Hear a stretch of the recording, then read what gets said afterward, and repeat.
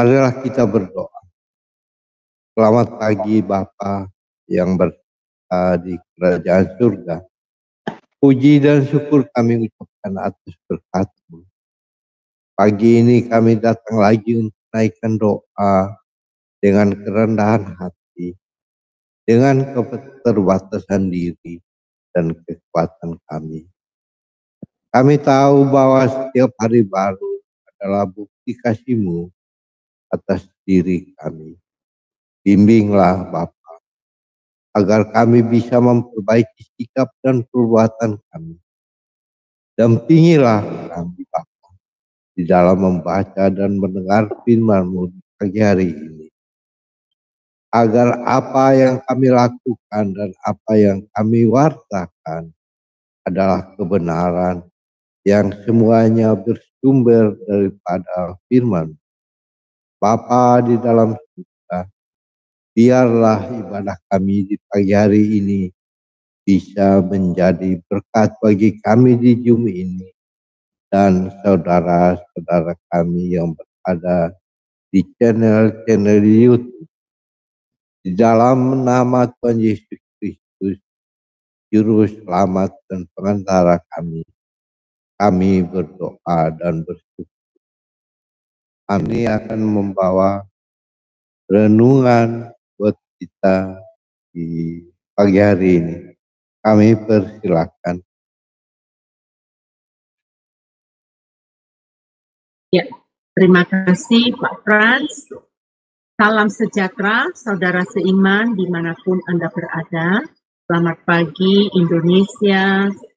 Baik buat teman saya yang ada di Jerman, saat ini selamat menjelang pagi, waktu hampir jam 1 pagi di Jerman saat ini. Dan selamat menjelang malam, good evening buat Abang Romi yang ada di Zoom sama-sama kita saat ini ya. Nah, mari saudara-saudariku, saya mengajak terlebih dahulu kita berdoa sebelum kita masuk di dalam renungan hari ini. Mari Bapak Ibu. Maha besar Engkau Bapa yang kami sembah di dalam nama Tuhan Yesus. Kami sangat bersyukur dan berterima kasih kalau setiap hari kami boleh mendapatkan kesempatan untuk menikmati anugerah yang dari Tuhan. Dan kami percaya berkat yang Tuhan berikan kepada kami juga memampukan kami untuk hidup di dalam kebenaran firman. Sebentar Bapak kami akan merenungkan firman ini, biarlah firman ini memberkati kami semua. Dan firman ini Bapak bisa menguatkan kami seperti pengharapan yang Engkau inginkan di dalam kehidupan kami. Bapak Surgawi, terima kasih, kami percaya anugerah berkat-Mu, pertolongan Roh Kudus menyertai kami semua. Amin. Ya, Bapak Ibu, hari ini kita akan membaca bacaan kita di kitab Ibrani 6 ya. Kita udah sampai di hari Ibrani 6. Ini saya memberikan tema bertumbuh dan bertahan dalam Tuhan. Ya. Nah, hari ini kita sudah sampai membaca ini, tentunya Bapak Ibu sudah melewati bacaan-bacaan yang sebelumnya ya. Jadi sebelum bacaan yang Ibrani 6 ini. Dan saya akan jelaskan sedikit ya mengenai surat Ibrani ini dikenal sebagai surat yang unik. Kenapa? Setelah saya mempelajari dari isi kitab Ibrani yang terdiri dari 13 pasal ini, saya menemukan bahwa kitab ini isinya miniatur dari kitab Taurat. Karena lain dari surat Paulus yang sebelumnya, ya. Nah, pasti ada yang menyangka ya bahwa yang menulis ini adalah Paulus. Nah, apakah Paulus? Apakah Barnabas yang mengetahui seluk-beluknya para imam pada saat itu dan bagaimana pekerjaan mereka? Ada lagi yang menduga bahwa penulis adalah Lukas. Lukas ini adalah penulis kitab Lukas dan kitab Kisah Para Rasul ya. Alasannya mengapa diduga Lukas, karena dari gaya penulisannya surat Ibrani ini mirip dengan gaya penulisan Injil Lukas dan Kisah Para Rasul. Atau apakah Apolos seorang yang mahir dalam soal-soal kitab suci? Nah, dari pasal 10 hari ini yang kita baca, kita bisa ketahui surat-surat ini ditujukan kepada orang-orang percaya yang berlatar belakang Yahudi. Nah, Bapak Ibu harus tahu ya, jadi pada saat itu banyak orang-orang Yahudi yang sudah percaya kepada Tuhan Yesus. Nah, surat ini diberikan kepada mereka yang mereka sedang mengalami penganiayaan dan ejekan karena iman kekristenan mereka. Nah, penulis surat Ibrani ini memiliki wawasan yang penuh hikmat. Lukas penulis ini dan Kisah Para Rasul Ibrani, Kisah Para Rasul 18 ini ada ayat 24 itu ada berkata.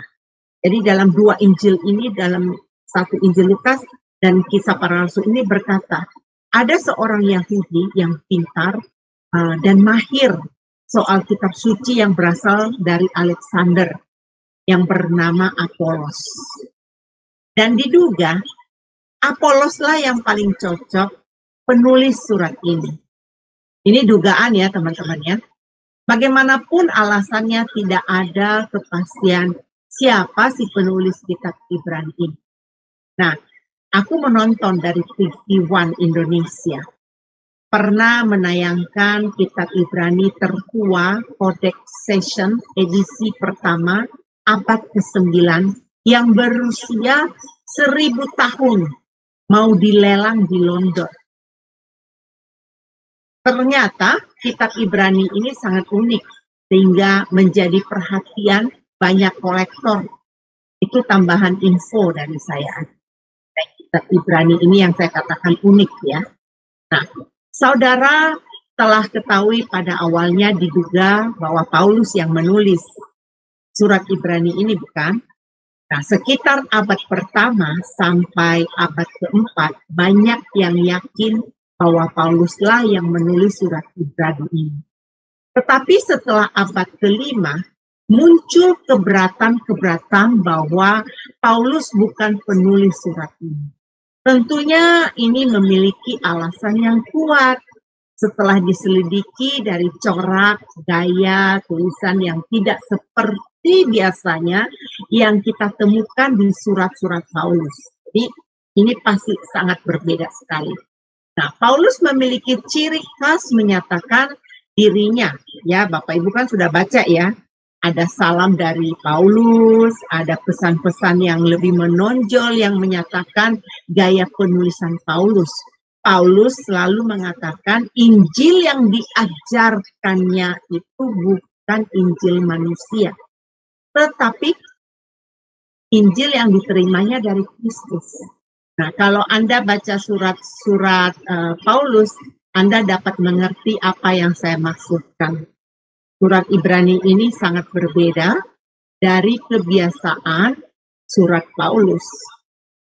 Ini menarik saudara untuk Anda ketahui di pasal 2 ayat 3. Di situ kita bisa ketahui si penulis sangat memahami dan memiliki hubungan secara langsung kepada penerima surat ini. Dan perhatikan dari isi-isi surat Ibrani ini, si penulis mengetahui bahwa mereka punya pengetahuan yang lengkap tentang perjanjian lama. Nah, inilah yang saya katakan tadi, kitab Ibrani itu miniatur dari perjanjian lama ya. Setelah saya baca-baca, jadi saya memberikan ini adalah miniatur dari perjanjian lama. Nah, ini sebabnya saya beri istilah kitab Ibrani ini adalah miniatur dan dari perjanjian lama itu, saudara-saudara. Itulah alasannya. Khususnya tentang apa yang dibahas di sana? Tentang 5 kitab Taurat. Si penulis tahu mengenai orang-orang Ibrani, tahu kisah Abraham yang menjadi bangsa Israel, ya, yang menjadi bangsa yang besar. Si penulis tahu tentang itu. Si penulis juga tahu mengenai Musa yang memimpin bangsa Israel keluar dari perbudakan dari Mesir. Terus bagaimana Musa naik ke gunung Sinai menerima 2 loh batu yang berisi perintah Tuhan. Bagaimana bangsa Israel mendirikan kemah suci. Nah, kemah suci yang pertama yang mendirikan itu Musa ya, saudara-saudara ya. Nah, tahun penulisannya diperkirakan sekitar tahun 67 sampai 69 sesudah Masehi. Ya. Menurut saya dapat dipahami yang ditulis di Ibrani 10. Kalau Bapak, Ibu nanti membaca Ibrani 10 ayat 1 sampai 3 itu. Menyatakan bahwa isi surat Ibrani masih mempersembahkan korban di kemah suci yang dibangun oleh Musa itu. Ya. Saat itu kemah suci belum dihancurkan, teman-teman. Jadi waktu saat ditulis surat ini, kemah suci itu belum dihancurkan. Saat penulis surat Ibrani ini ya. Nah, penganiayaan yang dilakukan oleh Nero dan surat ini ditulis sesudah kebakaran di Roma sebelum tahun 70-an sesudah Masehi. Ya. Nah, saudara tahu kan mengenai kemah suci Musa yang dihancurkan dan Salomo mendirikan bait Allah di tahun 957 sebelum Masehi.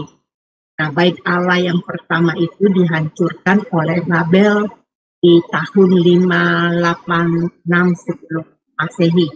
Nah, kemudian bait Allah kedua dibangun kembali di tahun 515 sebelum Masehi.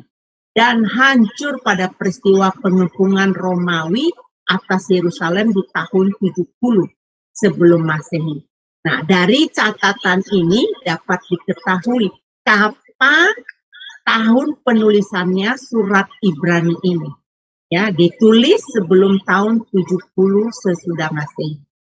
Nah, sebelum bait Allah dihancurkan. Nah, dari rangkaian peristiwa yang tertulis di kitab Ibrani 10, diketahui surat Ibrani ini ditulis sebelum tahun berapa.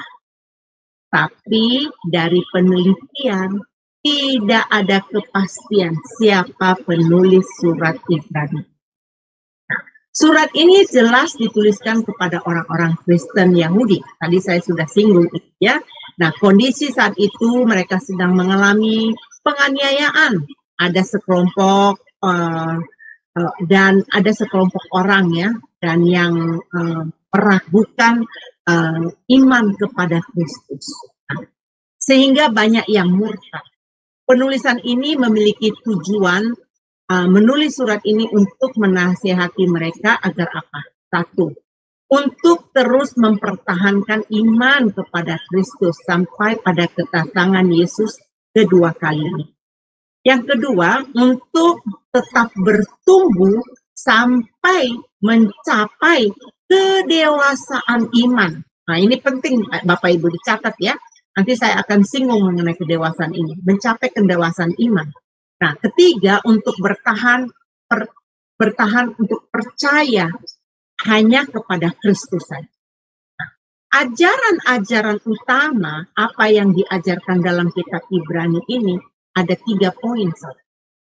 1, pengajaran tentang Yesus yang memiliki kedudukan yang tertinggi. Bapak Ibu, jangan diragukan bahwa Yesus itu memiliki kedudukan yang paling tertinggi. Nah, pengajaran tentang Yesus sebagai iman besar yang paling berkuasa. Nah, pengajaran yang berupa nasihat bagi orang-orang. Jadi isi dari surat ini yang mengajarkan kita. Ajaran surat Ibrani adalah memperjelas menjadi Kristen harus dengan segenap hati percaya kepada Kristus. Karena iman adalah kunci memperoleh kehidupan kekal. Diajarkan bukan asal percaya, tetapi harus dibuktikan dengan perbuatan taat pada perintah Tuhan. Menjauhi larangan-larangan. Nah, kita harus menerima ajaran Alkitab secara utuh dari Perjanjian Lama sampai ke Perjanjian Baru, karena seluruh isi Alkitab adalah firman Allah.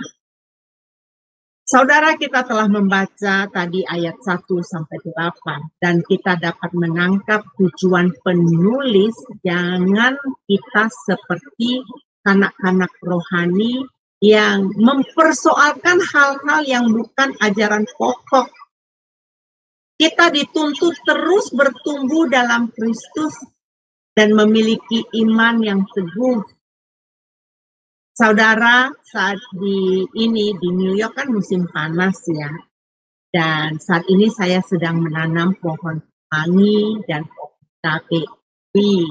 Senang saya kalau musim summer, musim panas. Saya harus mengambil keputusan ya. Apakah saya mau pohon kemangi dan pohon cabai saya ini bertumbuh?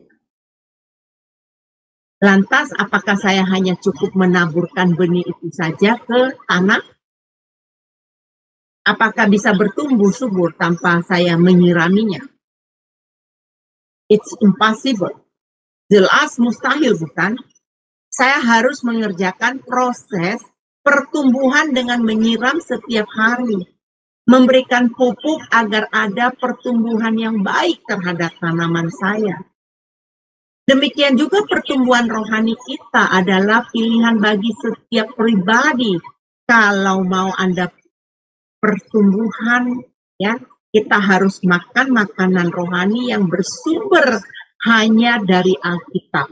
Saya teringat di ayat 4 ya, ada ayat Matius 4 ayat 4 ada tertulis ya. Manusia itu hidup bukan dari roti saja, tetapi setiap firman yang keluar dari mulut Allah. Nah, tubuh kita memerlukan makanan agar dapat hidup. Ya, coba saja Anda stop tidak makan, apa yang terjadi?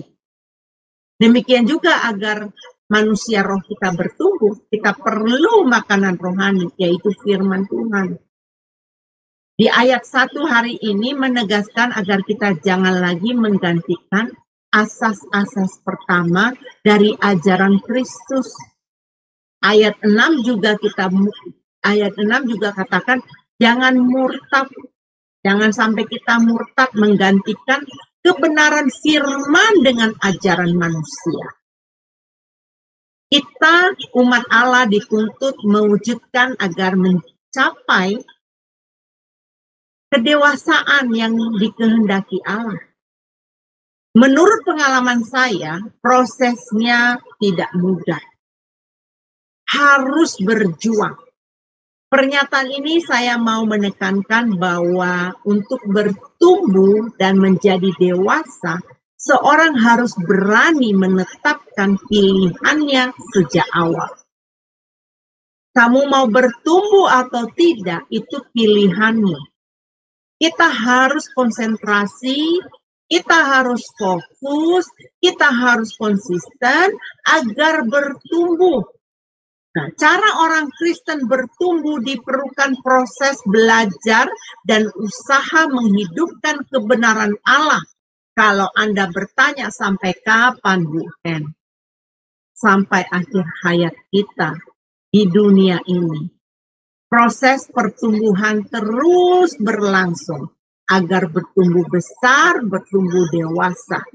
Jangan mau bermental kanak-kanak, karena kekuatan rohani kanak-kanak nggak bakalan kuat menghadapi badai, saudara. Kalau kita bertumbuh dalam iman, kita akan kuat seperti sawu yang tertancap di tanah. Artinya, tidak akan bisa diombang-ambingkan dengan berbagai pengajaran yang sesat. Surat Ibrani ini ditunjukkan kepada orang Kristen Yahudi yang dimulai yang maksudnya ditujukan karena mereka mulai meragukan tentang iman mereka, ya. Bahkan ada yang murtad. Kenapa ini bisa terjadi? Karena mereka menggantikan iman mereka dengan hukum ajaran Yahudi pada saat. Diperlukan kecerdasan, kalau istilah saya beware, sadar, ya, berbagai macam pengajaran yang tidak menyehatkan jiwa kita. Kita harus hati-hati. Allah menghendaki setiap kita anaknya memiliki komitmen untuk bertumbuh ke arah kedewasaan yang penuh. Ini sangatlah penting untuk menentukan pilihan. Setiap kita membutuhkan kesungguhan hati, tekad, ketekunan, dan kerelaan untuk dibentuk oleh Allah. Surat Ibrani ayat 1-8 ini menjelaskan, hanya orang yang memiliki kedewasaan imanlah yang akan bertahan dan dimampukan tetap teguh, sekalipun harus menghadapi tekanan hidup yang berat. Jadi, janganlah berhenti belajar dan bertumbuh dalam kasih dan kebenaran. Peringatan supaya kita ini jangan murtad, jangan gantikan ajaran manusia ini, ya. Tetap kita pakai ajaran Kristus. Nah, kita lanjut dari ayat 9-20. Si penulis memberi tema berpegang teguh pada pengharapan. Ya, ini hal yang baik karena penulis meyakinkan mereka bahwa pengharapan kekal itu pasti tidak pernah berubah. Orang yang setia kepada Kristus dalam iman dan kasih akan menerima perjanjian Tuhan, akan menyelamatkan setiap kita, setiap yang percaya, yang bertahan, yang tidak goyah, yang memiliki iman teguh, mereka pasti akan diselamatkan. Sebelum kita ke ayat 19, ya, ada poin penting yang ingin saya tekankan dari poin ayat 17 dan ayat 18. Nah, ayat 17, karena itu aku lebih meyakinkan mereka yang berhak menerima janji itu akan kepastian putusannya. Nah, Allah telah mengikat dirinya dengan sumpah. Garis besar ini, ya. Allah telah mengingat dirinya dengan sumpah. Nah, saya lanjutkan di ayat 18.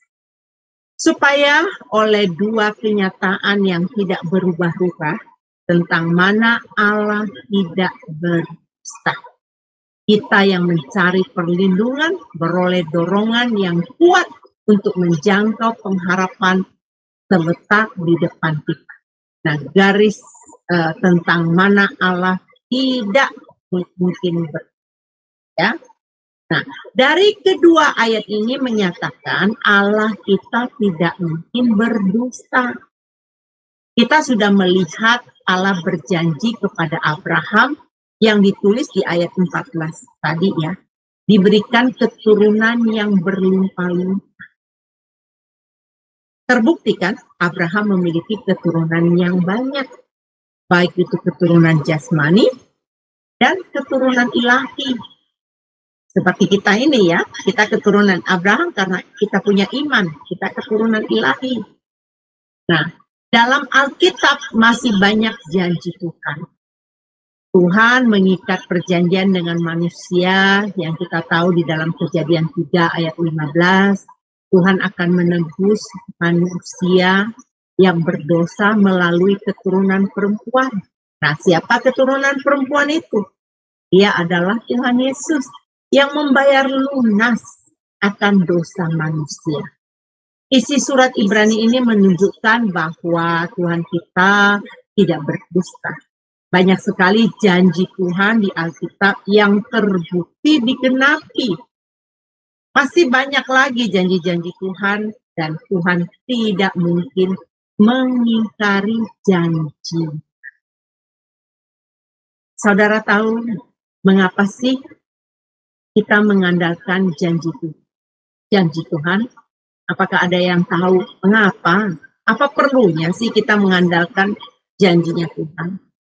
Saudara, kita harus mengandalkan. Dengan demikian, kita menunjukkan sikap kita bahwa kita memahami Tuhan yang menjadi sumber kekuatan kita satu-satunya. Hanya Tuhan tumpuan harapan kita. Dalam dunia ini, tidak ada yang lebih berkuasa dari Tuhan yang kita imani melalui Yesus Kristus. Setelah kita memahami bahwa Tuhan pasti menepati janjinya, Tuhan tidak akan berdusta, mari kita bahas ayat berikutnya. Ya. Di ayat 19, saudara. Saya garis merahi ada ayat 19 yang berkata gini, pengharapan itu adalah sau yang kuat dan aman bagi jiwa kita yang telah dilabuhkan sampai ke belakang. Jadi pengharapan itu adalah sau yang kuat dan aman bagi jiwa. Setiap kita tidak dapat menghindar dari kendala, kan? Dari persoalan, dari polemik. Untuk mempertahankan iman banyak ditemukan kesulitan. Oh ya, saya alami sampai saat ini. Apakah kita masih didapati memiliki pengharapan dalam dalam masalah yang sedang kita hadapi dalam zaman saat ini, ya? Karena ayat 19a itu tadi yang berkata bahwa pengharapan itu adalah sau yang kuat dan aman bagi jiwa kita. Harapan itu yang membuat orang memiliki keyakinan bahwa masih ada kesempatan untuk suatu perubahan. Ya, yakin nggak Bapak Ibu? Harus diyakinkan ya. Nah, saudara tahu kan seberapa besar ukuran sau? Setahu saya, ukuran sau jauh lebih kecil dari ukuran kapal. Saya sering lihat, soalnya dulu rumah saya itu belakangnya tuh laut ya. Jadi kalau kapal bersender itu mulai dibuang tuh jangkarnya, saunya itu. Atau saya sering ke pelabuhan dulu. Nah, waktu saya remaja, saya suka naik motor. Saya pergi ke pelabuhan, saya liatin kalau kapal masuk. Namanya saja saya tinggal di Pulau Nias ya, di kelautan. Jadi saya sering lihat kapal. Itu Murni juga tahu tuh.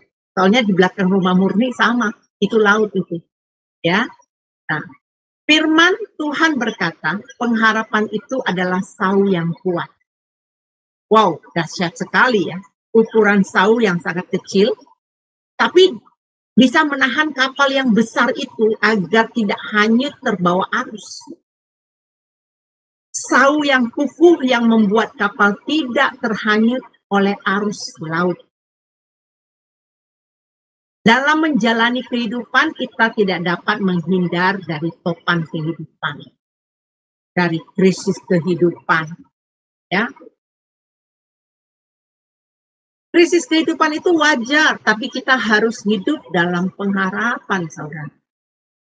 Karena pengharapan itu adalah sau yang kuat dan aman bagi jiwa kita. Tadi ayat 19 berkata demikian. Pengharapan akan hidup, akan tumbuh jika kita punya iman. Kuncinya kita harus punya iman, saudara. Dengan demikian kita akan tertancap, ditambatkan di dalam Tuhan. Ujian kehidupan yang sedang kita hadapi, nasihat sang penulis ini ya, penulis Ibrani ini, tetaplah punya pengharapan kepada Tuhan. Karena pengharapan yang tertambat kuat kepada Tuhan, sang pencipta itu, Allah yang kekal itu, tidak akan dapat dipengaruhi oleh bencana, bahkan oleh kematian sekali. Jadi pertahankan itu. Kita percaya bahwa iman dan pengharapan bekerja bersama. Dan kasih itu saling melengkapi. Iman pada Kristus menimbulkan pengharapan hadirnya anugerah Allah. Karena itu sadarlah, maksudnya sadarkan diri ya, agar kita percaya kepada Allah. Karena apa, saudara? Allah tidak akan mengecewakan kita. Dalam kesungguhan hati untuk menjadikan pengharapan kita hanya tertuju kepada Kristus sebagai kepastian keselamatan. Itulah pesan penulis kepada surat Ibrani dan berlaku atas kita saat ini juga. Perlu sekali kita introspeksi diri tentang keyakinan kita. Harus waspada agar tidak kehilangan iman dan pengharapan kepada Kristus sebagai kepastian keselamatan. Untuk dapat bertumbuh dan bertahan dalam pengharapan, dalam menanti janji Allah ini. Ya, tadi kita sudah dengar apa poin-poin yang harus kita lakukan. Agar dapat bertumbuh, perjuangkan selalu. Diperlukan kesetiaan, keseriusan, ketekunan, ya, apalagi diperlukan kesabaran. Proses pertumbuhan diperlukan kesabaran waktu berjuang. Kalau nggak sabar, sudah KO duluan ya, bahkan bisa murtad ntar. Bagaimana kita dapat meraihnya? Hanya mereka yang tetap memiliki pengharapan, dimampukan melihat dan mengalami berkat dan janji kita. Karena pengharapan itu adalah sau yang kuat dan aman bagi jiwa. Seperti jangkar yang kokoh, yang membuat kapal tidak terhanyut oleh arus laut itu. Saudara perlu ketahui pada zaman penulisan surat Ibrani ini, saat itu banyak umat Tuhan yang dari latar belakang kepercayaan Yahudi. Mereka mulai meragukan Yesus adalah Imam Agung. Nah, ini poinnya, saudara. Meragukan Yesus sebagai. Jadi pengajaran yang diajarkan dari kitab Ibrani ini adalah, tadi saya sudah katakan, pengajaran bahwa Yesuslah yang memiliki kedudukan paling tertinggi. Sudah tidak ada lagi yang lain. Di dalam dunia ini, tidak ada. Hanya Yesus yang memiliki kedudukan yang paling tertinggi. Kemudian pengajaran tentang Yesus sebagai imam besar yang paling berkuasa. Dan pengajaran yang berupa nasihat bagi orang-orang Kristen di sana untuk tidak murtad. Zaman kita sekarang pun tetap jangan goyah, teman. Berlaku ya. Nah, pengharapan kita yang menentukan kepada kehidupan kekal. Saya berharap renungan hari ini yang diambil dari surat Ibrani 6 ini, dan saya ada mengupas tadi dari keseluruhan isi Ibrani ya, itu memberkati kita semua. Baik Bapak Ibu, saya percaya Bapak Ibu belajar sesuatu, karena waktu saya mengulangi pelajaran ini, saya juga sangat diberkati. Ya, Bapak Ibu mari kita berdoa. Bapak Sorgawi, terima kasih untuk firman Tuhan yang telah Tuhan berikan kepada kita. Bapak, Engkau menunjukkan betapa pentingnya kami bertahan di dalam iman percaya kami. Kalau si penulis dari kitab Ibrani menasihatkan jemaat yang ada di sana untuk berpegang teguh dalam pengharapan bahwa Yesus adalah Tuhan yang akan menyelamatkan. Amin.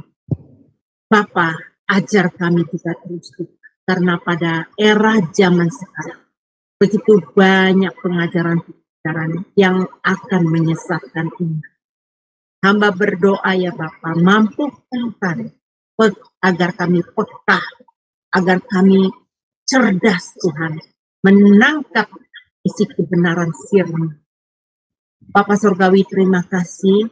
Hamba berdoa biarlah firman yang telah hamba sampaikan ini melalui pertolongan Roh Kudus terus Bapa mengajarkan kepada kami dan meneguhkan.